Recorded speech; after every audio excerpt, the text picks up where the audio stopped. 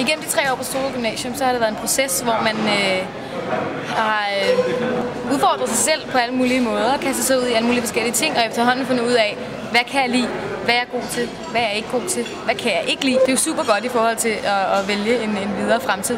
Hej, jeg hedder Aida Bugge, og jeg studerer på Københavns Universitet. Og det er det humanistiske fakultet på Amager, som hedder KUA, og jeg studerer kunsthistorie på første år. Jeg har en kæreste nu, som jeg fandt i første G, og alle mine veninder, som jeg er rigtig tætte på den dag i dag, var nogen, jeg fik i gymnasietiden.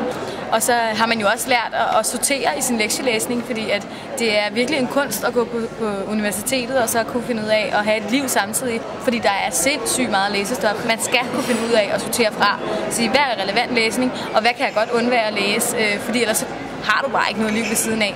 Og det har man også lært igennem de 3 år på gymnasiet. Hvordan det er at have 3 lektiefyldte år, samtidig med, at du har venner, og du har fester, du har socialt liv. Hvordan du kan få det hele til at fungere og køre. Og det er jo helt klart noget, man har taget med her på universitetet. Så jeg er rigtig, rigtig glad for, at det blev Solrød Gymnasium. Solrød Gymnasium var et utroligt godt fundament for at starte op på en videregående uddannelse. Især lektieniveauet passede utroligt godt ind til, at man var velforberedt til et nyt studie. Hej, jeg hedder Julian Blok, og jeg læser statskundskab på Syddansk Universitet. Det var nok en af de stærkeste forser ved Solrød Gymnasiet. Der eksisterede ikke den her klassedeling eller årgangsdeling. Det var meget sådan, folk var meget sådan åbne på tværs af årgangen, og det gjorde også, at man fik et endnu stærkere sammenhold. Indledende statskundskab er jo et videre skridt af samfundsfag, så jeg kunne helt klart bruge mit højniveau samfundsfag til det, jeg er i gang med nu. Plus også, at jeg havde engelsk på højniveau, og 90% af det materiale, vi læser på statskundskab, bliver skrevet på engelsk. Noget af det, jeg har fundet vigtigt ved Solrød Gymnasium, er det stærke fællesskab, der er. Man får et meget tæt forhold til lærere og til eleverne, og i det hele taget til stedet, når man er der. Hej, jeg hedder Camilla Conradsen, og jeg går på Danmarks Designskoles grafiske linje første semester. På andre gymnasier, der er man bare en del af flokken, men på Solrød Gymnasium, der får man virkelig en mulighed for at træde ud af mængden og virkelig udvikle sig i fællesskab med de andre og i fællesskab med lærerne, som virkelig kender en på Solrød Gymnasium og som virkelig sætter sig ind i, hvem man er og hvad man gerne vil.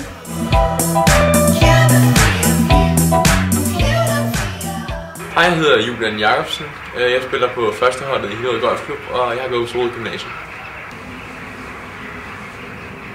Jeg har taget min golf meget, meget seriøst, mens jeg har gået i gymnasiet. Jeg har spillet blandt andet på landsholdet i 2 år. Det førte til, at jeg søgte det, der hedder Team Danmark Støtte, som er en støtte til idrætsudøvere, der tager videregående uddannelser. Så har man mulighed for stadig at følge med i undervisningen. Jeg har været meget glad for at gå på Solrød Gymnasium. Det fungerede rigtig godt, specielt også med Team Danmark Støtten. Jeg valgte at være 3-årig Team Danmark-elev, hvilket vil sige, at jeg søgte om for Team Danmark Støtte, og så fik jeg det i form af ekstraundervisning. Hver eneste gang jeg havde væk en dag, så fik jeg en times ekstraundervisning, hvilket var rigtig, rigtig godt. For det gjorde, at jeg kunne følge med i undervisningen, selvom jeg måske ikke var der helt så meget, som jeg burde være. En ting, jeg har fundet rigtig vigtigt ved Solrød Gymnasium, var de ting, jeg fik ud af de forskellige lærere, og den måde, de hjalp mig på til at ende op, hvor jeg er nu. Blandt andet så var min billedkunstlærer meget god til at støtte mig. Hun opfordrede mig til at læse om nogle forskellige højskoler, der kunne hjælpe mig. Jeg afprøvede, om det var det, jeg ville. Hun gav mig nogle foldere, hun lærte mig en masse tegneteknikker, som jeg har faktisk haft rigtig meget brug for senere hen. Og i det hele taget har jeg haft meget brug for det faglige, som jeg har lært på Solrød Gymnasium her senere. Der er jo rigtig mange gode lærere på Solrød Gymnasium. Blandt andet min idrætslærer var jeg rigtig glad for. Og det er også rigtig fedt, at skolen ligger lige ved siden af idrætscentret, så man nogle drenge og i fritiden lige kan gå over og spille lidt fodbold og hygge sig lidt. Her på universitetet har man også et helt andet forhold til lærerne, end man havde på Solrød Gymnasium. Det var fedt at kunne komme hen til en lærer på Solrød Gymnasium og spørge til råds og snakke med os bare sådan generelt. Vi havde en ung lærer, som var rigtig dygtig til at gøre undervisningen spændende. Forelæserne her på universitetet bliver lidt sådan nogen, som er deroppe i forhold til en selv, ikke? Det var en rigtig god dag. Et meget godt symbol på det, man har været igennem. Sådan, værsgo, nu får du din hue for 3 års hårdt arbejde.